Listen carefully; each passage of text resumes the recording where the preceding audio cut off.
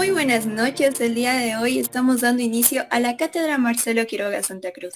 Esta ha sido una cátedra que es pensada para hablar sobre el análisis de la deserción escolar y universitaria que está sucediendo, bueno, ha sucedido durante la pandemia y también está sucediendo hoy en día. Así que queremos saber las opiniones y vamos a tener también tres invitados especiales, ¿no es así, Israel? Así es, compañera Deyanira. Vamos a dar inicio a la cátedra Marcelo Quiroga Santa Cruz y el día de hoy tenemos la participación de tres de nuestros invitados. En primer lugar voy a mencionar primeramente a la doctora María Eugenia García Moreno, quien es la vicerrectora de la Universidad Mayor de San Andrés. El segundo invitado será el licenciado Saúl Castañeta Quispe, quien es técnico pedagógico. Y en tercer lugar vamos a también contar con la presencia de la licenciada Shamila Chambi, quien es psicóloga.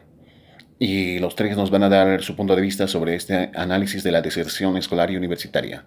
Empezamos con la cátedra.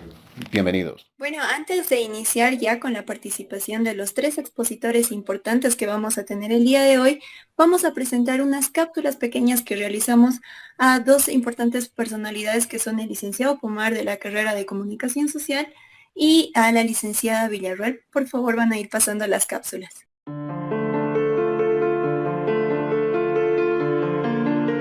Sí, ha habido un abandono, digamos, extraordinario. Primero es la conexión de los estudiantes, ¿no? Por un tema socioeconómico no pueden conectarse muchas horas porque corre mucho los megas y los estudiantes no estábamos económicamente para afrontar 6, 7 materias, no sé, 2 veces por semana o un taller que dura más tiempo.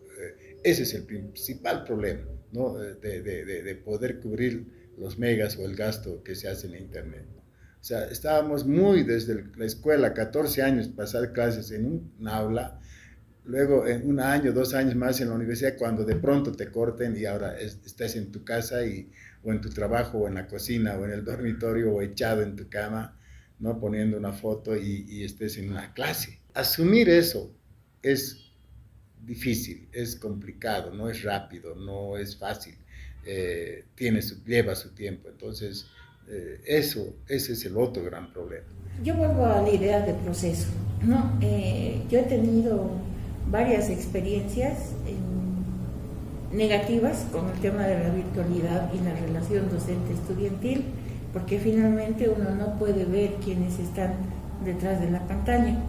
Pero también muy positivas, porque estudiantes que habían dejado la carrera por motivos de trabajo, etcétera, se han inscrito y han estado pasando clases desde Cobija, han estado pasando clases desde los Yungas, desde Oruro, desde varios puntos del país.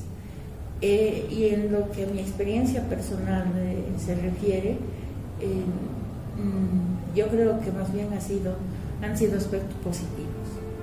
Doctora María, queremos saber cuál es el análisis y el planteamiento que realiza la universidad respecto a esta problemática y bienvenida nuevamente. Muchas gracias. Muy agradecida por la invitación y encantada de estar en la cátedra. Sabemos que es un espacio muy importante de debate de muchos temas y esta vez se toca un tema fundamental que lo estamos viviendo, especialmente por la época de la pandemia. Y claro, podemos hablar de deserción como un término común que se refiere al abandono de la academia, de los estudios, una situación que trata de una deserción quizás, cuando el estudiante comienza a retirarse antes de lo establecido. Y son temas realmente bastante importantes que debemos tomarlos en cuenta. Yo les agradezco mucho por la invitación. Muchas gracias, doctora María Eugenia García, por su respuesta. Ahora voy a hacer una breve introducción de lo que fue la deserción escolar. La deserción escolar es un fenómeno complejo que genera diversas consecuencias. El sistema educativo se relaciona con factores diversos como el contexto socioeconómico regional, condiciones familiares e individuales. Ahora mi pregunta es para la licenciada Shamila Chambi. Licenciada, para usted, ¿cuál es el análisis que tiene respecto a la situación de la deserción de los escolares? Muy buenas noches a todos los presentes y gracias por la invitación. Bueno, respondiendo a la pregunta, mira que es un tema bastante delicado porque no hay un enfoque como tal por el cual hay una deserción escolar o universitaria, ¿no? Prácticamente trabajamos nosotros de manera multidisciplinaria. Entonces, ¿eso a qué me refiero con eso? Hay desinterés de los padres, los factores socioeconómicos que lamentablemente afectó bastante la economía dentro de la pandemia, ¿no? Nos vimos sorprendidos al buscar una alternativa para poder continuar nuestros estudios. Se tomaron los medios, los dispositivos electrónicos, donde lamentablemente en el área rural se limitó bastante, ¿no? Entonces tuvimos que buscar medios por el cual continuar nuestra educación. Afecta bastante a los padres, la formación de los docentes, que en la pandemia se vieron afectados por la falta de uso de las TICs, por ejemplo, ¿no? Y por parte de los niños y estudiantes lo propio, ¿no? Había una dificultad para poderse comunicar, una dificultad para poder utilizar las TICs, utilizar las herramientas tecnológicas para continuar los estudios. Bueno, licenciada María Eugenia, queremos saber cómo considera usted que esto ha afectado de manera profesional a largo plazo a los estudiantes. Sí, bueno, desde la Universidad Mayor de San Andrés se ha visto con preocupación de un cierto porcentaje de deserción en cuanto a nuestros estudiantes. Teníamos más o menos como 78,000 matriculados y han bajado 1,000 estudiantes, ¿no? Entonces, ese número puede que en porcentaje no sea bastante alto, sin embargo, significa 1,000 personas aproximadamente que han dejado momentáneamente o totalmente sus estudios.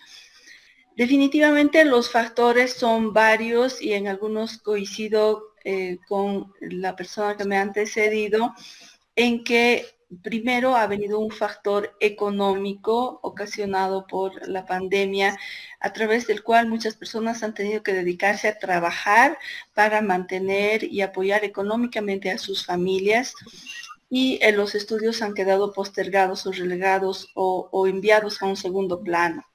Luego también el problema de disponer, ya sea una computadora, un celular, una tablet, cualquier dispositivo electrónico que era necesario para conectarse a las clases, ha sido otro impedimento. Sabemos que, bueno, quizás celulares podemos tener todos, pero probablemente el celular no era de una calidad suficiente como para ver una clase, para distinguir las letras, las imágenes en una presentación PowerPoint, por ejemplo, o en algunos videos de las diferentes clases. Entonces la persona ha quedado un poco frustrada en cuanto a captar el contenido completo de la clase, ¿no? Eso por un lado, además que el tema de los costos del Internet también ha sido un problema. Muchos se conectaban con datos. He sabido también de algunos docentes que pedían que se encienda la cámara, por ejemplo, que consume más datos, ¿no? Lo cual no era posible para algunos estudiantes. Entonces, no ha habido una situación homogénea en cuanto a la enseñanza virtual, pese a que la universidad ha hecho varios esfuerzos el pasado año de cumplir con esto, ¿no? Pero yo creo que no es un problema solo de nuestra universidad. El mundo entero se ha visto sorprendido con este problema de la pandemia, y es que, claro, a nosotros nos ha afectado más porque han habido otras universidades, especialmente del exterior del país, que ya venían dando clases en forma virtual, ya venían teniendo reuniones en forma virtual. Yo me acuerdo que hace más o menos unos 8 años, la Facultad de Ciencias Puras y Naturales planteó el tener ya algunas clases virtuales, el tener reuniones virtuales. Sin embargo, se hizo caso omiso a esto, ¿no? En esa facultad se siguió practicando la virtualidad, pero no como universidad. Entonces, en lugar de pasar paulatinamente a la virtualidad. Hemos tenido que pasar de un día a otro, de una semana a otra a la virtualidad, y por supuesto que ese ha sido un choque. No solo para los estudiantes que han ido desertando, sino también para los docentes.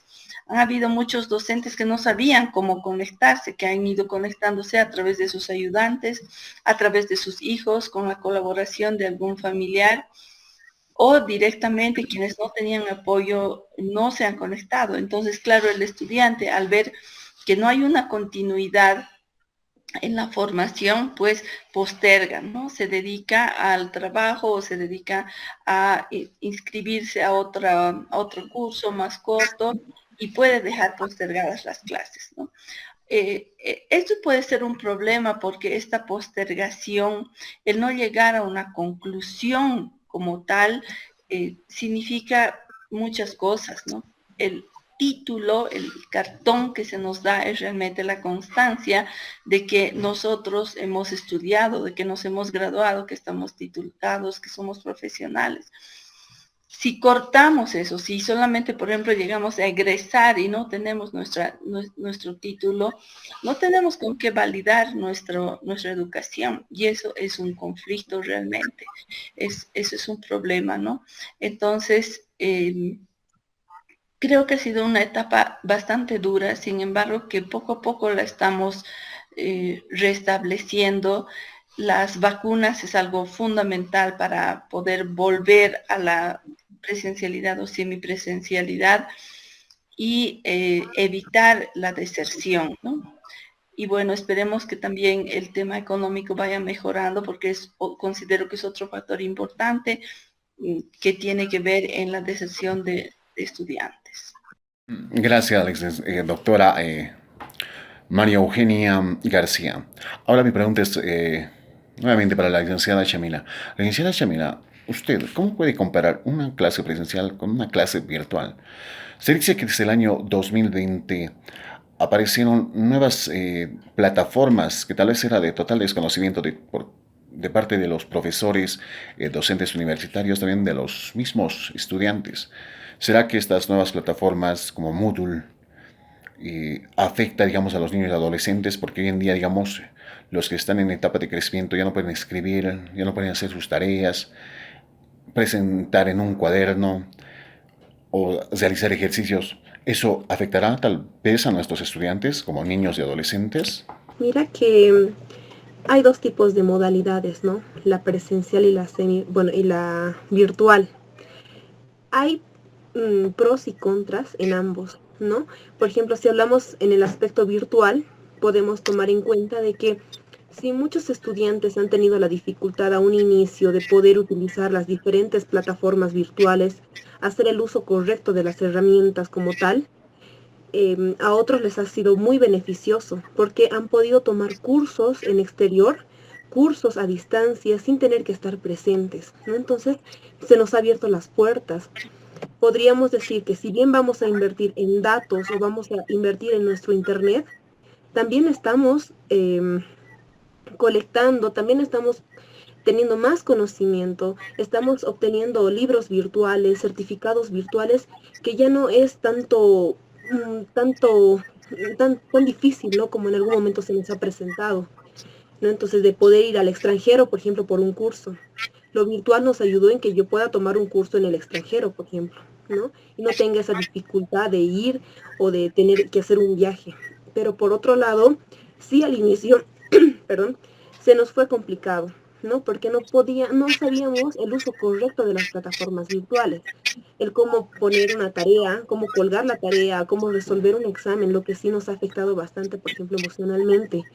Muchos de los estudiantes sí sufrieron de ansiedad, por ejemplo, ¿no? Al no poder utilizar o al ser cronometrados para responder un examen, por ejemplo, ¿no? Entonces se han visto como que presionados. No era como estar en una clase presencial, que tú puedes responder tu examen en tu hoja de papel y decirle, licenciado, ¿puedo presentar? Bueno, espérame un ratito, lo estoy terminando, ¿no? Entonces ahí era de, ¿terminas? O'clock. Si te dieron 10 minutos, son 10 minutos y se respetan. Lo que nos ayudó a ser ordenados, lo que nos ayudó a ser disciplinados, organizados con nuestro tiempo, ¿no? Entonces, si tú has estudiado, te sientas preparado, 10 minutos son suficientes. pero en una clase presencial, por ejemplo, tú tienes la oportunidad incluso de alcanzar tu hoja de papel al último, ¿no? Entonces, hay mucha diferencia. Ahora, los niños, los adolescentes, por ejemplo, si estamos hablando en un contexto educativo, en un contexto de escuela, colegio, es un poco complicado, ¿no? Porque el escribir un texto, por ejemplo, el mismo celular, el mismo dispositivo electrónico tiene su autocorregidor, por ejemplo, ¿no? Tú escribes una palabra y automáticamente te lo pone una tilde, te lo escribe correctamente. Lo que sí es bueno porque obviamente hay comprensión por parte del lector, pero cuando tú tengas que escribir una tesis, cuando tengas que redactar, te vas a encontrar en serios problemas porque si bien no vas a escribir con puño y letra, tú escribes las palabras y en la computadora, por ejemplo, no vas a tener esa facilidad, ¿no? Ahora, por ejemplo, ¿qué pasa si tienen que presentar trabajos manuscritos? ¿No? Entonces, hay sí carencia de, por ejemplo, del vocabulario, carencia de palabras, ¿no? Porque en un internet tú puedes hacer copy-paste, ¿no? Puedes copiar y pegar y ya, ¿no? O sea, lo cambias algunas palabras que sí he visto en muchos de los estudiantes que hacen, ¿no? Pero cuando tú tienes que hacerlo tú mismo, ¿no? Por ejemplo, vas a hacer un parafraseo, tienes que hacerlo desde tu comprensión, ¿no? Entonces hay una diferencia. Sí se puede sacar ventajas y desventajas de ambos, ¿no?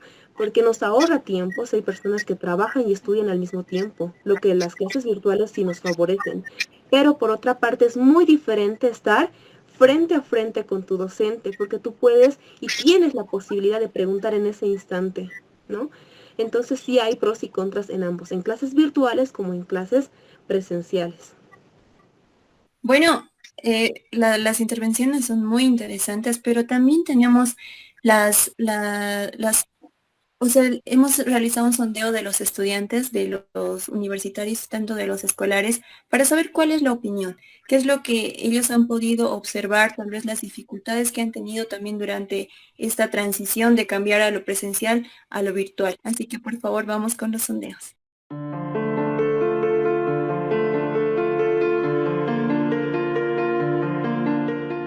Creo que deberían hacer planes de estudio para incentivar a los estudiantes a seguir con sus estudios y además más control de parte de los asesores o docentes. Sinceramente creo que sí ha aumentado porque he visto muchos casos en los que varios de mis amigos han dejado ya sea bien la universidad o el colegio. Igual no tenía que perder el tiempo y transportándome de uno a otro, sino tenía el tiempo, digamos, de decir un par de horitas voy a pasar esta clase, entonces la hago, me voy al baño un ratito a tomar el examen en pleno trabajo, entonces de esa manera sí me hizo muy fácil. Es notable, ¿no?, la agresión estudiantil, también por el tema de la crisis económica, ¿no?, que se ha vivido ante la pandemia. Y bueno, muchos estudiantes ante las clases virtuales, supongo que han tenido que priorizar entre sus estudios y el trabajo. Y esas cosas que de pronto tampoco dan las condiciones de pasar eficientemente, ¿no?, clases, en las clases, mediante esta modalidad virtual. Entonces, es notable, ¿no? En mi carrera de arqueología y antropología se tenía alrededor de 50, 60 estudiantes por día, no por año, diré, perdón, por año, en el ingreso, pero ahora creo que debe ser alrededor de 15 a 20 estudiantes. Mi pregunta nuevamente para la licenciada Chamila. Licenciada Chamila, ¿está usted de acuerdo en volver a clases presenciales? ¿Será que en el año 2022, en el mes de febrero, ya contemos con clases presenciales? ¿O habrá que hacerlo intercalado, tomar en cuenta las clases presenciales, semipresencial y también tomar en cuenta la virtualidad? ¿O no es necesario aún todavía volver a clases presenciales? ¿Me podrías responder eso, licenciada? Mira que el estar en una clase presencial te ayuda bastante en lo que es la interacción social, ¿no? Las habilidades sociales que tienen los niños, los estudiantes. Si bien hace un momento hablábamos de los beneficios de la educación virtual, ahora vamos a hablar de los beneficios de la educación presencial, ¿no? En lo personal sí estoy de acuerdo que retornen, siempre y cuando baje el nivel de pandemia, ¿no?, de los casos COVID, porque en febrero no sé si realmente estaremos libres de pandemia, ¿no? Pero en caso fuera cierto de que ya realmente hayamos superado esta enfermedad, Sí, estaría de acuerdo, porque en el caso de los niños, por ejemplo, la interacción social que ellos vayan a tener es muy importante dentro de la comunidad educativa, ¿no? Es importante que ellos se puedan desenvolver con sus pares, que puedan tener competencias educativas, ¿no? Entonces, por esa parte, digamos, de las emociones, sí es bastante necesario, ¿no? Ahora, si hablamos, por ejemplo, con los adolescentes también, en una educación virtual, por ejemplo, una persona que tenga un déficit de atención, se le va a hacer bastante complicado el poder continuar sus clases de manera regular, ¿no? Porque en colegio, cuando tú estás lado a lado con tus compañeros, te sientes obligado de prestar atención, ¿no? Porque sabes que hay un docente ahí que te está observando, que te está dando una clase y que en cualquier momento va a pasar por tu lado, ¿no? En cambio, en una clase virtual yo puedo poner clic, listo, mi clase y congelo mi imagen, me voy a dormir o estoy haciendo otras cosas, ¿no? Entonces, en la formación, por ejemplo, de los futuros bachilleres, sí es bastante importante, ¿no? Porque ellos son quienes ya están a un paso de salir del colegio, de salir bachilleres. Entonces, la formación universitaria es diferente, ¿no? En la universidad no va a haber quien te diga si has llegado a tiempo, si estás en lista, si hay docentes que toman en cuenta la lista, pero no es tan estricto como en colegio, ¿no? Que te cierran la puerta. No, tú decides si realmente quieres aprender. En colegio sí, obtienes un cartón que dice que tú eres bachiller. En la universidad te estás formando para lo que tú vas a vivir de ello, ¿no? En mi caso, por ejemplo, en psicología, yo no puedo faltar a clases. ¿Por qué? Porque mi formación luego va a ser diferente con las personas, con los pacientes, ¿no? ¿Qué pasa si falta una clase presencial? Realmente el conocimiento no va a ser el mismo, ¿no? Entonces, en la universidad es diferente, ¿no? Entonces, sí es importante que los estudiantes vuelvan a las clases presenciales por la interacción social, por las habilidades educativas, por la poder congeniar con grupos, trabajar de manera grupal, ¿no? Muchas veces hay niños o estudiantes que trabajan de manera individual. El hecho de que tú puedas engranar en una comunidad, el hecho de que tú puedas pertenecer a un círculo social es importante porque eso te ayuda a tu identidad, a tu formación y a tu estructura de personalidad. Tú buscas dónde vas a engranar, ¿no? Yo pertenezco a un grupo de estudiantes que se dedican a la música, al teatro. Entonces, mis pares, mi círculo, mi sentido de pertenencia está ahí, ¿no? Entonces, es por eso que es importante, sí, trabajar de manera presencial. Muchas gracias, licenciada, muchas gracias. Deyanira. Licenciada Shamila, con lo que usted estaba mencionando, por ejemplo, este tipo de encierro que hemos tenido que vivirlo en la pandemia, ¿no provoca que las personas seamos más solitarias, más individualistas, para que después nos podamos relacionar con las personas, ya tal vez volvernos más, como le digo, más solitarios? ¿Cómo influye eso ya de manera personal? Mira que influye bastante, ¿no? Porque tú pierdes la capacidad de poder interactuar, ¿no? En muchos casos, por ejemplo, se ha vivido bastante la agorafobia, que es el miedo a salir a las calles, el miedo a poder socializar, ¿no? Se pueden desde acá desarrollar incluso trastornos de personalidad evitativos, ¿no? El no poder compartir o el miedo a estar en un grupo abierto, ¿no? Entonces, sí influye bastante, ¿no? Porque nosotros por naturaleza somos seres sociales, somos seres de interacción. Yo necesito aprender de ti, así como tú necesitas aprender de mí, ¿no? Entonces somos seres sociales, donde nosotros vamos a aprender de los demás y ellos también lo hacen de nosotros. ¿Qué pasa si yo estoy encerrada?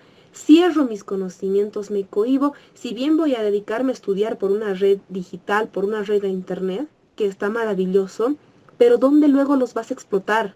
¿Dónde luego tú te vas a desenvolver? Yo adquiero conocimiento, adquiero cartones, adquiero muchas cosas, sí, pero para mí. ¿Y dónde está lo que yo voy a darte a ti? ¿No? Porque estamos hablando de que yo si voy a la universidad, estudio una carrera, luego me voy a desenvolver. Si me voy a formar para médico, yo no puedo formarme médico para mí misma, ¿no? No para mi familia, sino yo me tengo que desenvolver con una sociedad, tengo que hacer un servicio social. Entonces esto, por ejemplo, de la agorafobia sí se ha vivido en bastantes estudiantes, bastantes personas como tal, ¿no? Porque ellos se han cerrado y es el miedo de salir, miedo a contagiarte, miedo a poder hablar, incluso se han olvidado, ¿no? En cómo ir a una tienda, ¿no? Se ha visto bastante, ¿no? En qué hago, cómo le digo, me cohíbo, me cierro, ¿no? Entonces, no trabajas de ti para ti, ¿no? Tú aprendes, tus conocimientos los tienes que desarrollar y los tienes que ir impartiendo hacia los demás y los vas explotando con los demás también. Gracias, licenciada Chamila. Ahora mi pregunta va para la vicesectora, la doctora María Eugenia García. Doctora, nos hemos enterado con la compañera y yo haciendo un análisis de que hay docentes que pasan clases vía WhatsApp. ¿Eso estará permitido? Lo están haciendo, digamos, escribiendo solamente en un inbox y ahí tienen que interactuar los alumnos. Yo creo que de esa forma no se puede aprender. ¿Eso estará permitido en la universidad? O sea, no interactuar tal vez en una plataforma Meet, como le estamos haciendo en este momento, donde el docente hable de su clase y los alumnos participen de su punto de vista. Hay algunos docentes que no están haciendo de esa forma, sino lo están haciendo escribiendo vía WhatsApp. ¿Eso estará permitido en la universidad? Gracias, te agradezco la pregunta porque definitivamente la universidad ha establecido que las clases tienen que ser a través de diferentes herramientas, ¿no? Y estas herramientas son justamente estos espacios, Meet, Zoom, Team, como digo que han sido la mayoría, ¿no? Además de una plataforma como la plataforma Moodle para los diferentes usos que corresponde. Sin embargo, si hay algún docente o algunos docentes que están enseñando por WhatsApp, que eso no creo, yo no lo llamaría enseñanza, sino lo llamaría una comunicación corta. Sería importante que hagan saber a través de sus directores de carrera, a través de sus autoridades, vicedecanos, decanos, que hagan llegar los reclamos incluso hasta vicerrectorado, siguiendo el conducto regular, por supuesto, para que se puedan tomar cartas en el asunto, ¿no? Los docentes no pueden dar clases vía WhatsApp. El WhatsApp es un canal de comunicación simplemente para comunicaciones cortas, para quizás pasar algún archivo eventualmente, para usarlo para llamadas, pero nunca para dar una clase, ¿no? Quizás si se cortara el Meet, el Zoom, hay cursos donde no hay muchos estudiantes y ahora WhatsApp admite hasta 8 personas, si no me equivoco. En ese caso he visto que por emergencia algunas clases de 7, 8 personas se han conectado, las 8, ¿no? Y sí, ese espacio obviamente es como lo que estamos viviendo en este momento. Pero el escribir por texto, eso de ninguna manera se considera un tipo de enseñanza, no es una clase. Y reitero, si hay alguien que está con esa metodología de enseñanza, entre comillas, por favor, haga llegar su reclamo a través de sus direcciones de carrera, de las autoridades correspondientes. Como Universidad Mayor de San Andrés, hubo la iniciativa de poder tener algún convenio o algún trato con alguna telefonía para que tengamos el apoyo de tener este tipo de clases virtuales para que no sea tan complicado para los estudiantes. Sí, definitivamente el año pasado ya durante los interinatos se hizo un convenio con Entel para que se puedan reducir las tarifas, ¿no? Sin embargo, fueron muy pocos los estudiantes que accedieron a este plan, a este sistema de reducción de costos, ¿no? Desconozco las razones porque nosotros no estábamos en gestión.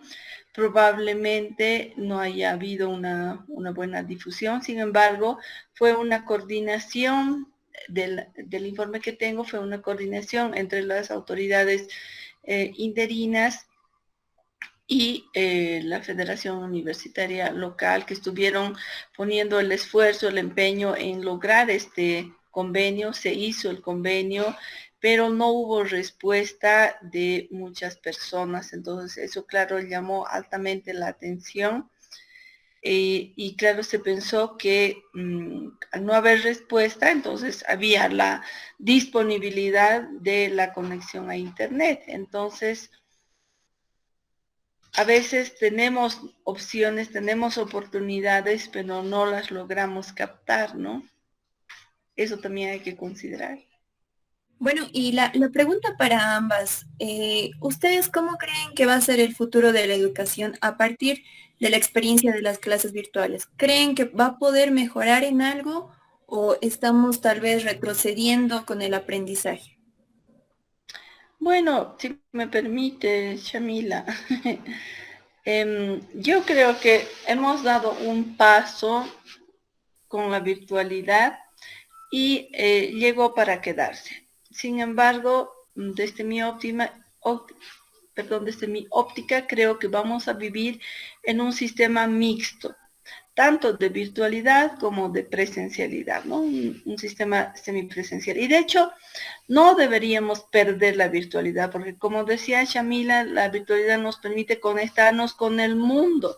Podemos pasar una clase que se está dando ahora mismo en Francia o en el Japón, o sin necesidad de tener el gasto del viaje, cosa que antes no podíamos, ¿no?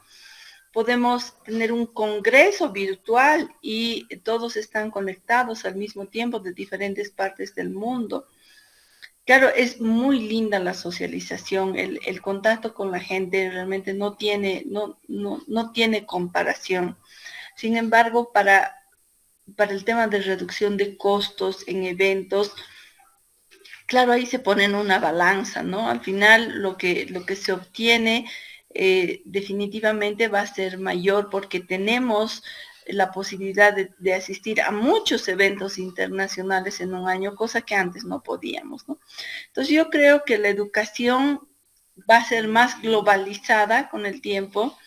Obviamente los profesores, los docentes van a ir adquiriendo cada vez más experticias porque la sociedad, los estudiantes así lo necesitan, ellos demandan y son a los estudiantes a quienes nos debemos. Entonces, este sistema tiene que ir mejorando constante y permanentemente. Sin embargo, también no debemos descuidar por supuesto, todo en el marco de la bioseguridad, atendiendo las alertas sanitarias, el tener contacto con las personas, ¿no? Si podemos tener talleres presenciales, si podemos tener algunas clases presenciales, que un grupo vaya a una clase y que el otro grupo vaya a la siguiente clase, y que la clase a la vez sea transmitida para que el grupo que está virtual pueda ver, y así alternadamente es lo ideal, ¿no? Sabemos que nuestra infraestructura todavía es precaria en el término de que hay aulas con muchos estudiantes. Entonces, en ese caso, se va a tener que reducir la población estudiantil asistente y el resto va a tener que seguir siendo virtual, ¿no? La virtualidad, como alguien mencionó, también ayuda al tema de personas que tienen niños, que tienen familia, que pueden estar pasando las clases desde su casa. Y por supuesto, el tema de discapacitados es fundamental porque también ellos no necesitan desplazarse para tener una educación. Entonces creo que tenemos que saber equilibrar ambas situaciones, poner todos de nuestra parte, docentes, estudiantes, personal administrativo, para llevar adelante la educación de calidad, siempre en una mejora continua. Evidentemente, la licenciada lo dijo, ¿no? Básicamente, desde la experiencia que tuvimos por la pandemia, la educación va a ser mucho mejor, ¿no? Tanto en nuestro país como en el mundo entero, ¿no? Por ejemplo, acá en La Paz se vive bastantes marchas, se vive bastantes bloqueos, lo que antes, por ejemplo, era un impedimento para que el estudiante pueda seguir con continuidad sus exámenes, sus trabajos, ¿no? O seguir con las clases. Hay paro de transporte, entonces lamentablemente tendríamos que cortar 2, 3 días las clases. Lo que hoy en día, por ejemplo, va a ser, como dijo la licenciada, de manera equilibrada, ¿no? Va a ser prácticamente semipresencial. No va a haber un pero o algo que te diga que no vas a poder continuar tus estudios, ¿no? Por otra parte, sí te ayudó, o sea, nos ayudó bastante a todos el poder adaptarnos y el poder mejorar las herramientas virtuales. Por ejemplo, hoy en día, de acuerdo con las experiencias ya que hemos tenido, se va a vivir mejoras, ¿no? Por ejemplo, ya tenemos el conocimiento de utilizar la plataforma, por ejemplo, el Classroom, el Meet, ¿no? Entonces, hoy en día, de acuerdo a las necesidades que nosotros habíamos tenido en toda esta gestión de clases virtuales, más adelante ya va a haber mejoras, ¿no? Incluso hay hoy en día plataformas donde puedes llegar a interactuar con los demás, puedes tener foros, por ejemplo, puedes hacer debates mediante las plataformas virtuales, ¿no? Entonces, de hoy en adelante, la comunidad educativa, la educación en sí va a ir mejorando, ¿no? Nos hemos podido adaptar a un medio como este, que ha sido el poder continuar nuestros estudios pese a una pandemia. Entonces nos sentimos mucho más preparados para en adelante, ¿no? Ya nos vemos más adelante si pasar a otro tipo de situaciones, desde la mínima en un bloqueo hasta la máxima que pueda suscitarse. Nosotros ya tenemos esa herramienta, tenemos esa experiencia y nosotros como seres humanos nos adaptamos a esa situación, ¿no? Yo creo que entre docentes, entre estudiantes, sí, a un inicio se nos hizo complicado por la falta de experiencia, pero hoy en día tú te ves capaz de poder sentarte en una computadora que tanto tal vez tenías miedo y puedas pasar tu clase virtual, de que puedas encender tu cámara, de que puedas participar y puedas rendir tus exámenes como tal, ¿no? Entonces, prácticamente nos ha obligado a entrar a un medio de tecnología, ¿no? Nos ha obligado a estar dentro de la tecnología y actualizarte, tanto en docentes como estudiantes, ¿no? Habían docentes que estaban acostumbrados a utilizar el marcador o la tiza en la pizarra, pero hoy en día ellos mismos son quienes interactúan, quienes hacen sus diapositivas, quienes hacen juegos en clase, ¿no? Entonces lo vuelven una clase bastante dinámica, donde tú incluso puedas llegar a jugar, a querer esa materia, ¿no? Porque interactúas, ganas puntos, tienes retos, haces de manera virtual lo que hacías también en una clase presencial, ¿no? Entonces, sí te ayuda bastante y va a ser mucho mejor más adelante, porque ya tienes dos herramientas. Tienes tu papel y tu hoja, donde puedes leer un libro físico, donde puedes subrayar, puedes poner tus apuntes, al igual que puedes hacerlo de manera virtual. Incluso hay bastantes aplicaciones y mira que recién yo pude obtener esta aplicación, ¿no? Donde tú pasas tu clase y automáticamente te lo va escribiendo todo lo que el docente habla, lo que tus compañeros participan. Entonces eso, por ejemplo, te ayuda a tener mejores apuntes, mejor rendimiento académico, ¿no? Entonces, de hoy en día, la educación afortunadamente va a ser mucho mejor. Gracias, licenciada Shamila. Pero bueno, para finalizar, ¿se ha visto otro punto en que tal vez, cómo podemos saber si el niño, la niña o el adolescente está realmente pasando clases? Porque se ha visto casos de que a veces los niños prenden, o sea, prenden el celular y se olvidan de pasar la clase, se van a jugar con otros niños o se dedican a jugar otro jueguito. Eso tal vez cómo se puede controlar o cómo se puede saber si realmente están pasando clases. Tenemos que aprender a usar el Meet, el Zoom, las plataformas en la virtualidad, sino que hay una enseñanza que es lo que se llama pedagogía de la enseñanza virtual, ¿no? Entonces, ahí el docente aprende, por ejemplo, en una clase que dura 2 horas, cuánto tiempo va a hacer una explicación de un tema, cuánto tiempo va a hacer un corte, el corte de cuánto tiempo va a ser, luego tiene que cambiar de actividad. O sea, es mucho más compleja la enseñanza en la virtualidad. En la presencialidad podemos estar en la pizarra, podemos escribir y podemos hablar, incluso con un mismo sistema de enseñanza podemos estar toda la clase. En la virtualidad no, en la virtualidad tenemos que tener un sistema de enseñanza 20 minutos, una pausa de 3 minutos, los siguientes 20 minutos, otro tipo de actividad diferente a de los primeros 20 minutos y así hasta completar las 2 horas de enseñanza, ¿no? Entonces, mucho más difícil y más compleja la enseñanza cuando se trata de niños y adolescentes, que ellos tienen un nivel de atención, de dispersión de la atención mucho más grande, ¿no? Entonces ahí se tiene que, bueno, primero tendrán que estar con las cámaras, se tendrá que estar viéndolos, se tendrá que estar escuchándolos permanentemente y haciendo una enseñanza y un seguimiento un poco más personalizado en la medida que de la cantidad de alumnos y estudiantes. De todos modos, el tema de la pedagogía en la enseñanza virtual es algo completamente nuevo para nosotros. Si bien nosotros sabíamos utilizar algunas plataformas como estas, la pedagogía en este tipo de enseñanza es algo que recién lo estamos aprendiendo los docentes. Recién en lo personal, el año pasado, he pasado las primeras clases de mi vida durante un mes entero, todas las noches, de pedagogía en la enseñanza virtual, que nunca antes había pasado porque habíamos hecho diplomado en educación superior, las formas de enseñanza, pero todo con una visión presencial. Algunas técnicas, por supuesto, pero no hemos pensado en una enseñanza completamente virtual. Y recién estamos aprendiendo y eso nos va a tomar un tiempo.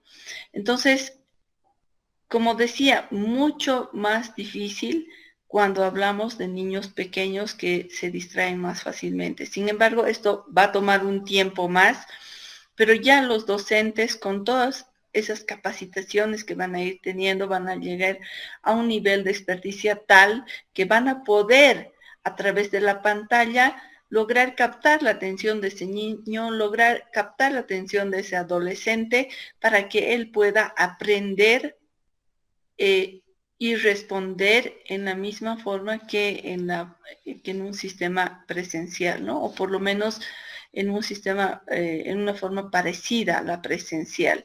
Y claro, ahí los padres también tienen que jugar un rol muy importante, un rol fundamental, y no dejar la enseñanza virtual enteramente al profesor de colegio, sino que ellos tienen que coadyuvar en la formación de sus niños en la medida de las posibilidades y que el tiempo y se los permita, porque también sabemos que ahora son épocas donde el padre y la madre tienen que trabajar porque son tiempos económicamente difíciles. Entonces, quizás hay alguien que puede colaborar, algún otro familiar que puede estar ahí con los niños colaborando, ¿no?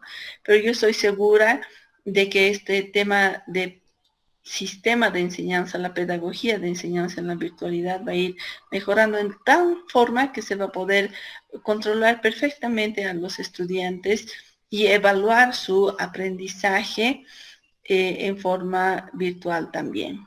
Bueno, la verdad estamos muy agradecidos de que el día de hoy nos hayan acompañado doctora María Eugenia García Moreno, que es la vicerrectora de la Universidad Mayor de San Andrés, a nuestra psicóloga también que nos pudo acompañar el día de hoy, la licenciada Shamila Chambi, y también al pedagogo que lastimosamente no tiene un poquito de fallas con el tema de que está de viaje, el licenciado Raúl Castañeta. Bueno, fueron 3 expositores muy importantes que nos ayudaron a analizar esta cátedra que es del tema de la deserción escolar y universitaria. Por favor, sus conclusiones de ambas, ¿cuál es el consejo que pueden dar a toda la parte escolar y universitaria para que no abandonen los estudios, para que también los familiares puedan apoyar y los papás sean tal vez un poco más comprensivos, puedan ayudar tanto a los niños como a los universitarios y tal vez hacer un poco de esfuerzo de estar conectados, ¿no? De tener la accesibilidad a Internet? Sí, bueno, si me permiten, creo que estamos pasando una época de transición, una época que se ha entrado la virtualidad a a las casas, los colegios están en las casas, la universidad está en las casas, el trabajo está en las casas. Es un periodo de adaptación, un periodo de transición a un nuevo sistema de vida que va a ser por siempre, ¿no? Por siempre en el sentido de que vamos a vivir en este sistema mixto por mucho tiempo, porque tampoco vale la pena perderlo, porque hemos encontrado muchas cualidades en ese sistema. Y por tanto creo que al ser una etapa de transición la que estamos viviendo ahora, es una etapa más dura, más difícil, es una etapa de aprendizaje para todos, para los niños, para los padres, para los adolescentes, para los universitarios, para los docentes, para las autoridades, para los tomadores de decisiones, para todos. Entonces creo que es un periodo en el que todos debemos coadyuvar, todos debemos poner de nuestra parte y todos debemos ayudarnos los unos a los otros, ¿no? Si alguien identificamos que no tiene internet, pero que yo puedo traerlo a la casa a que use mi internet, pues hagámoslo, compartamos, ayudemos. Así vamos a evitar la deserción. Si vemos que nuestro compañero de universidad, nuestro amigo, no tiene la posibilidad de tener un dispositivo, pues invitémosle a compartir nuestra computadora, nuestra tablet con nuestro compañero. Evitemos la frustración de esa persona. Entonces, estemos atentos a nuestro entorno más cercano para poder coadyuvar y colaborar con las personas que más necesitan. Ese sería mi aporte, mi conclusión, y para cerrar este interesante conversatorio. Bueno, para concluir, realmente felicitarlos a los papás que realmente han hecho el trabajo de docente también. Yo sé que en casa están viendo muchos padres y se han visto forzados prácticamente a entrar a esta era digital que nos ha traído muchos beneficios, ¿no? Nos ha enseñado a ser más ordenados, nos ha enseñado a planificar las clases, a darte ese tiempo que tú tal vez en algún momento lo dejaste de lado como padre, ¿no? Se ha logrado tal vez lo que muchos profesores, lo que muchos docentes, si hablamos en un ámbito escolar, querían, ¿no? Que era trabajar de manera triangular. Estudiante, docente y padres de familia. En el colegio un docente le explica, le enseña, y en casa los padres refuerzan, ¿no? Lo que hoy en día en colegio, por ejemplo, sí se vivió como se tenía que desempeñar, ¿no? Como se tenía que retroalimentar. Ellos han sido también portadores de la enseñanza a los hijos, ¿no? Entonces, nos ha enseñado mucho de empatía, el ponerte en el lugar del profesor y el profesor también ponerse en el lugar de poder ser flexible, ¿no? En tener tal vez más paciencia, en tener el uso de las herramientas de los dispositivos electrónicos, ¿no? Entonces, realmente espero que de hoy en adelante la educación siga mejorando, continúe desarrollándose de la mejor manera como lo ha sido ahora. Y como lo dijo nuestra estimada vicerrectora, que no se deje las clases virtuales, más bien que ahora sea una herramienta más para tu aprendizaje, ¿no? Entonces, que podamos mejorar realmente la educación y que seamos unos excelentes profesionales, unos excelentes bachilleres, sean realmente los mejores y a todo lo que se dediquen realmente sobresalgan de la mejor manera y sean adaptables, personas flexibles, personas que realmente puedan enfrentar diferentes situaciones, ¿no? Y te puedas adaptar y desempeñar como realmente te presenta la situación. Muchas gracias. Bueno, la verdad, como les decía, estamos muy agradecidos de que nos hayan podido acompañar. Queremos agradecer al licenciado Mirko Orgaz que nos permite realizar este tipo de cátedras y también a todos los compañeros que se han dedicado para realizar la investigación, los sondeos, las cápsulas, a cada licenciado, a los profesores y directores que hemos podido recolectar esa información para que todos también tengan el conocimiento y estén al tanto de la problemática que estamos viviendo hoy en día. Muchas gracias, licenciada, muchas gracias, vicerrectora. Estamos muy agradecidos con ustedes. No, pues con todo gusto. Y muchas gracias, la agradecida soy yo. Realmente este espacio de la Cátedra Marcelo Quiroga es un espacio muy importante. Siempre están promoviendo la discusión, la presentación de temas sumamente interesantes y de mucha actualidad, y darles todo el apoyo, todo el cariño y impulsarles para que puedan seguir adelante con esto, con muchos temas más, por muchísimo tiempo más. Un abrazo. Muchas gracias, licenciada Zúñiga. Muchas gracias, Muchas vicesectora, gracias a doctora. ustedes. Gracias por la invitación y gracias por impartir este conocimiento y llegar a muchos más.